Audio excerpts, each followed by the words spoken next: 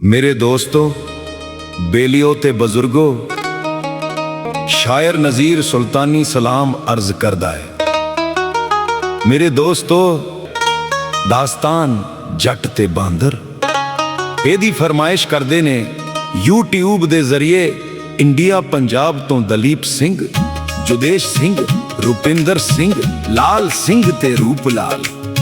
मेरे दोस्तों, एक जमाने विच एक बादशाह हुकूमत करदा सी।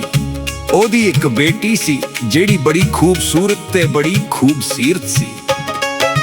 बादशाह ने एक बांदर पालिया सी जिनू इंसाना वालियां तकरीबन सारियां आदतां सिखाइयां सन। जिथे सिपाहियां दा जाना ना गुज़ीर हुंदा सी, बादशाह उस मुहिम ते बांदर नू कलदा सी। एक रात शहजादी महलां दी छत ते सुत्ती सी ते सफेद योदा महलां तो गुजर होया ते ओने सुत्ती शहजादी नू वेख्या ते ओदे ते आशिक हो गया। ओदा पलंग चुक के लै गया। पैरे ते खड़े सिपाहियां ने जदों पलंग उड़दा जांदा वेख्या ते भज के बादशाह नू जाके जगाया ते दस्या पई शहजादी नू कोई हवाई मखलूक चुक के ले गई है।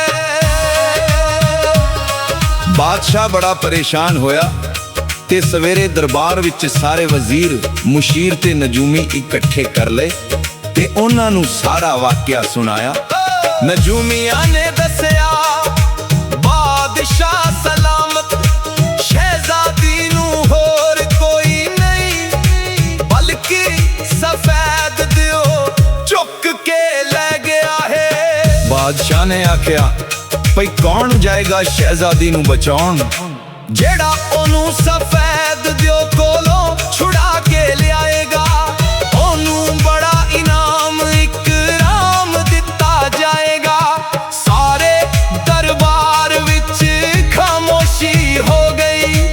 एक जट जेड़ा किसे गर्ज नाल दरबार विच आया सी कहन लगा बादशाह सलामत, मैं शहजादी नू तलाश करन जावांगा। बादशाह ने आख्या तू इकल्ला नहीं जावेगा, मेरा बांदर भी तेरे नाल जावेगा। बादशाह जट नू एक तलवार दिंदा है। वो किवें शहजादी नू लभण जांदे ने।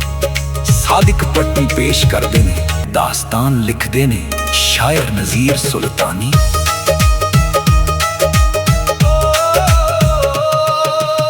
जट ते बांदर लभण चले लेके हथ तलवार, घोड़े उत्ते बह के दोवें हो गए यार तैयार। कई दिनां दे भुखे प्यासे फिरदे जंगल बेले, शाम पईयां जंगल अंदर हो गए यार कुवेले।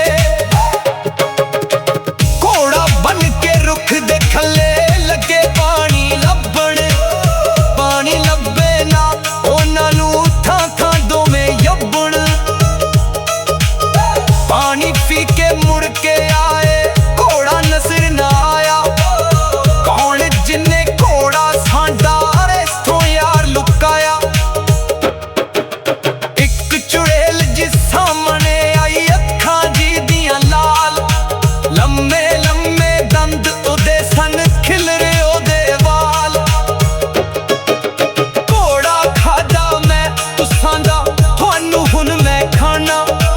मैं हां जादूगरनी, इत्थे किसे नी आण बचाना। पंजे खोल के लगी ओदे करन ना ते वार, बांदर चढ़ गया रुख दे उत्ते, जट वड़ गया गार। वड़ के गार च जट दे उत्ते वार चलावन लगी। जट ने जद तलवार चलाई ओ पिछा नू भजी, फड़ ली बांदर वाला उत्तों टाउन ते सी तलवार। लगी तरले पावण ਜੱਟਾਂ ਦੇ ਵੀ ਨਾ ਤੂੰ ਮਾਰ। ਜਦੋਂ ਜੱਟ ਨੇ ਉਸ ਚੁੜੇਲ ਦੀ ਗਰਦਨ ਤੇ ਤਲਵਾਰ ਰੱਖੀ ਤੇ ਚੁੜੇਲ ਕਹਿਣ ਲੱਗੀ ਮੈਨੂੰ ਮਾਰੋ ਨਾ, ਮੈਂ ਤੁਹਾਡੇ ਬੜੇ ਕੰਮ ਆਵਾਂਗੀ। ਜੱਟ ਕਹਿਣ ਲੱਗਾ ਸਫੇਦ ਦਿਓ ਸਾਡੇ ਬਾਦਸ਼ਾਹ ਦੀ ਸ਼ਹਿਜ਼ਾਦੀ ਨੂੰ ਚੁੱਕ ਕੇ ਲੈ ਗਏ, ਸਾਨੂੰ ਉਹਦਾ ਟਿਕਾਣਾ ਦੱਸੇ ਤੇ ਅਸੀਂ ਤੇਰੀ ਜਾਨ ਬਖਸ਼ ਦਿਆਂਗੇ। ਚੁੜੇਲ ਕਹਿਣ ਲੱਗੀ ਉਹ ਕੋਕਾਫ ਦੇ ਪਹਾੜਾਂ ਵਿੱਚ ਇੱਕ ਖੂਹ ਵਿੱਚ ਰਹਿੰਦਾ ਹੈ। ਜੱਟ ਉਹਦੀ ਜਾਨ ਬਖਸ਼ ਦਿੰਦਾ ਹੈ ਤੇ ਦੋਵੇਂ ਜਣੇ ਉੱਥੋਂ ਤੁਰ ਪੈਂਦੇ ਨੇ। ਰਾਹ ਵਿੱਚ ਇੱਕ ਬਸਤੀ ਚੋਂ ਗੁਜ਼ਰਦੇ ਨੇ ਤੇ ਬਾਂਦਰ ਕਹਿੰਦਾ ਮੈਨੂੰ ਤੇ ਭੁੱਖ ਲੱਗ ਗਈ ਹੈ। ਬਾਂਦਰ ਨੇ ਉਸ ਬਸਤੀ ਵਿੱਚੋਂ ਇੱਕ ਦਾਣਿਆਂ ਵਾਲੀ ਭੱਠੀ ਤੋਂ ਛੋਲਿਆਂ ਦੇ ਭੁੱਜੇ ਦਾਣੇ ਚੁਗ ਲਿਆਂਦੇ, ਜਿਹਦੇ ਪਿੱਛੇ ਇੱਕ ਮਾਈ ਪਈ ਸੀ। ਵੇ ਬਾਂਦਰਾ ਵੇ ਮੇਰੇ ਛੋਲੇ ਚੁੱਕ ਕੇ ਲੈ ਗਿਆ ਏ, ਪਰ ਬਾਂਦਰ ਤੇ ਛਾਲਾ ਮਾਰਦਾ ਪਿੰਡ ਚੋਂ ਬਾਹਰ ਨਿਕਲ ਗਿਆ। ਜੱਟ ਵਿਚਾਰਾ ਉਹ ਵੀ ਉਹਦੇ ਮਗਰ ਮਗਰ ਬਸਤੀ ਚੋਂ ਬਾਹਰ ਆ ਗਿਆ। ਜੱਟ ਕਹਿਣ ਲੱਗਾ ਯਾਰਾ ਥੋੜੇ ਜੇ ਛੋਲੇ ਮੈਨੂੰ ਵੀ ਦੇ ਦੇ, ਮੈਂ ਵੀ ਭੁੱਖਾ ਵਾਂ। ਉਹਨੇ ਛੋਲਿਆਂ ਦੀ ਇੱਕ ਫਾਕੜ ਯਾਨੀ ਦਾਲ ਦਾ ਦਾਣਾ ਜੱਟ ਨੂੰ ਵੀ ਦੇ ਦਿੱਤਾ। ਜੱਟ ਕਹਿਣ ਲੱਗਾ ਇਹਦੇ ਨਾਲ ਮੇਰਾ ਕੀ ਬਣਨਾ। ਬਾਂਦਰ ਕਹਿਣ ਲੱਗਾ ਬੜੀ ਮਿਹਨਤ ਨਾਲ ਮੈਂ ਖੋ ਕੇ ਲਿਆਵਾਂ, ਜੇ ਇਹ ਫਾਕੜ ਲੈਣੀ ਐ ਤੇ ਲੈ ਲੈਣੀ ਤਾਂ ਮੈਂ ਇਹ ਵੀ ਨਹੀਂ ਦੇਣੀ। ਜੱਟ ਨੇ ਸਬਰ ਸ਼ੁਕਰ ਕਰਕੇ ਫਾਕੜ ਖਾ ਲਈ ਤੇ ਉਹ ਤੁਰ ਪਏ। ਤੁਰੇ ਜਾਂਦੇ ਨੇ ਤੇ ਇੱਕ ਖੇਤ ਵਿੱਚ ਕਿਸੇ ਜੱਟ ਦਾ ਇੱਕ ਸੁਹਾਗਾ ਪਿਆ ਸੀ। ਬਾਂਦਰ ਜੱਟ ਨੂੰ ਕਹਿਣ ਲੱਗਾ ਇਹ ਸੁਹਾਗਾ ਚੁੱਕ ਲਿਆ। ਜੱਟ ਕਹਿੰਦਾ ਤੇਰਾ ਦਿਮਾਗ ਖਰਾਬ ਹੈ, ਇਹ ਜਿਹਦਾ ਸੁਹਾਗਾ ਹੈ ਉਹ ਆ ਕੇ ਸਾਨੂੰ ਮਾਰੇਗਾ। ਬਾਂਦਰ ਕਹਿਣ ਲੱਗਾ ਕੱਢ ਮੇਰੀ ਛੋਲਿਆਂ ਦੀ ਫਾਕੜ, ਨਹੀਂ ਤਾਂ ਚੁੱਕ ਕੇ ਲਿਆ। ਫਾਕੜ ਤੇ ਜੱਟ ਖਾ ਗਿਆ ਸੀ, ਉਹ ਕਿੱਥੋਂ ਦੇਵੇ। ਜੱਟ ਨੇ ਸੁਹਾਗਾ ਚੁੱਕ ਲਿਆਂਦਾ। ਅੱਗੇ ਗੇਂਦੇ ਕਿਸੇ ਜੱਟ ਨੇ ਇੱਕ ਰੱਸਾ ਸੁਹਾਗਾ ਬੰਨਣ ਲਈ ਇੱਕ ਦਰਖਤ ਤੇ ਟੰਗਿਆ ਸੀ। ਬਾਂਦਰ ਕਹਿੰਦਾ ਇਹ ਰੱਸਾ ਵੀ ਚੁੱਕ ਲਿਆ। ਜੱਟ ਨੇ ਰੱਸਾ ਵੀ ਚੁੱਕ ਲਿਆਂਦਾ। ਅੱਗੇ ਗਏ ਤੇ ਇੱਕ ਪਿੰਡ ਵਿੱਚ ਮੇਲਾ ਲੱਗਾ ਸੀ, ਬੰਦਾ ਢੋਲ ਵਜਾ ਰਿਹਾ ਸੀ। ਬਾਂਦਰ ਕਹਿਣ ਲੱਗਾ ਜਾ ਦੇ ਕੋਲੋਂ ਢੋਲ ਖੋ ਕੇ ਲਿਆ। ਜੱਟ ਕਹਿਣ ਲੱਗਾ ਮੈਂ ਤੇ ਨਹੀਂ ਜਾਣਾ, ਤੂੰ ਤੇ ਉਂਝ ਪਾਗਲ ਹੈ। ਮੇਲਾ ਲੱਗਾ ਹੈ ਮੈਨੂੰ ਕੋਈ ਢੋਲ ਖੋਣ ਦੇਵੇਗਾ। ਉਹ ਕਹਿੰਦਾ ਮੇਰੀ ਛੋਲਿਆਂ ਦੀ ਫਾਕੜ ਕੱਢ, ਨਹੀਂ ਤਾਂ ਤੂੰ ਜਾ ਕੇ ਲੈ ਕੇ ਆ। ਉਹ ਕਹਿੰਦਾ ਨਾ ਮੇਰੇ ਕੋਲ ਛੋਲਿਆਂ ਦੀ ਫਾਕੜ ਹੈ ਤੇ ਨਾ ਮੈਂ ਜਾਣਾ ਏ, ਤੇ ਜੇ ਤੂੰ ਜਾਣਾ ਏ ਤੇ ਜਾ ਦਫਾ ਹੋ ਤੇ ਢੋਲ ਖੋਲਿਆ। ਇੰਨੇ ਚਿਰ ਨੂੰ ਢੋਲ ਵਾਲਾ ਢੋਲ ਗਲ ਚੋਂ ਲਾ ਕੇ ਪਾਣੀ ਪੀਣ ਚਲਾ ਗਿਆ ਤੇ ਬਾਂਦਰ ਕਿਨੇ ਢੋਲ ਚੁੱਕ ਕੇ ਲਿਆਉਂਦਾ ਏ। ਸਾਦਿਕ ਪੱਟੀ ਪੇਸ਼ ਕਰਦੇ ਨੇ।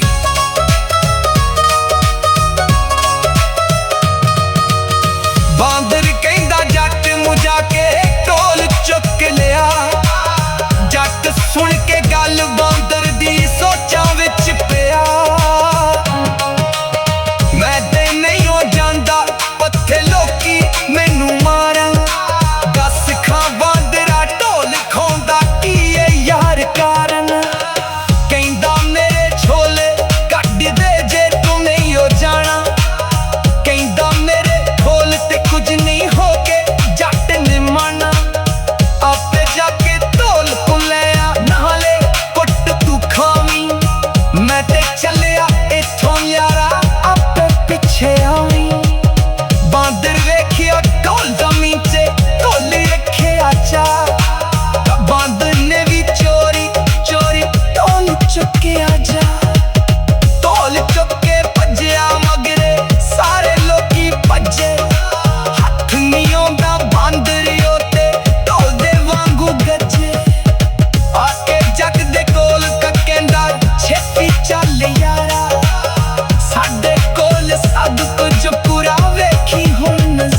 ਮੇਰੇ ਦੋਸਤੋ, ਜਦੋਂ ਉਹ ਕੋਕਾਫ ਦੇ ਪਹਾੜਾਂ ਦੇ ਵਿੱਚ ਗਏ ਤੇ ਉਹਨਾਂ ਨੇ ਉਹ ਖੂਹ ਲੱਭ ਲਿਆ। ਖੂਹ ਦੇ ਕੰਢੇ ਖਲੋ ਕੇ ਉਹਨਾਂ ਨੇ ਖੂਹ ਵਿੱਚ ਆਵਾਜ਼ ਮਾਰੀ, ਪਈ ਕੋਈ ਅੰਦਰ ਹੈ। ਅੰਦਰੋਂ ਸ਼ਹਿਜ਼ਾਦੀ ਨੇ ਸੋਚਿਆ, ਮੇਰੇ ਬਾਪ ਨੇ ਸਿਪਾਹੀ ਕੱਲੇ ਹੋਣੇ ਨੇ ਤੇ ਦਿਓ ਵੀ ਇਸ ਵੇਲੇ ਇੱਥੇ ਨਹੀਂ। ਉਹਨੇ ਅੱਗੋਂ ਆਵਾਜ਼ ਦਿੱਤੀ, ਮੈਂ ਸ਼ਹਿਜ਼ਾਦੀ, ਦਿਓ ਇੱਥੇ ਕੋਈ ਨਹੀਂ, ਆ ਜਾਓ। ਉਹਨਾਂ ਨੇ ਇੱਕ ਦਰਖਤ ਨਾਲ ਰੱਸਾ ਬੰਨਿਆ ਤੇ ਖੂਹ ਵਿੱਚ ਉਤਰ ਗਏ ਤੇ ਜਾ ਕੇ ਵੇਖਿਆ ਇੱਕ ਆਲੀਸ਼ਾਨ ਮਹਿਲ ਜਿਹਦੇ ਵਿੱਚ ਸ਼ਹਿਜ਼ਾਦੀ ਬੈਠੀ ਸੀ। ਉਹਨਾਂ ਨੇ ਸ਼ਹਿਜ਼ਾਦੀ ਨੂੰ ਦੱਸਿਆ, ਭਈ ਬਾਦਸ਼ਾਹ ਨੇ ਤੈਨੂੰ ਲੱਭਣ ਵਾਸਤੇ ਸਾਨੂੰ ਕੱਲਿਆ ਹੈ।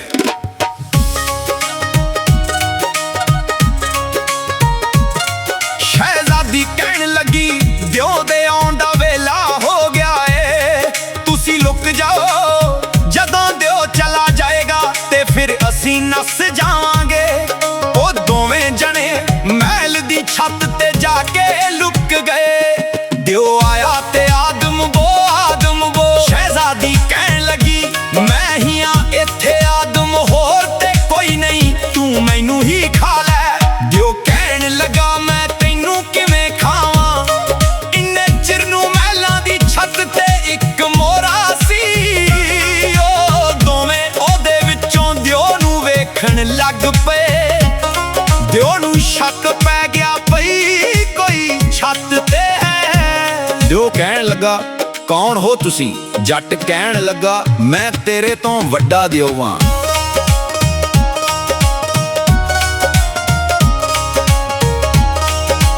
ਦਿਓ ਕਹਿਣ ਲੱਗਾ, ਨਿਸ਼ਾਨੀ ਸੁੱਟ। ਬਾਂਦਰ ਕਹਿਣ ਲੱਗਾ, ਸੁਹਾਗਾ ਸੁੱਟ ਕੇ ਇਹਨੂੰ ਕਹੇ ਇਹ ਮੇਰਾ ਦੰਦ ਏ।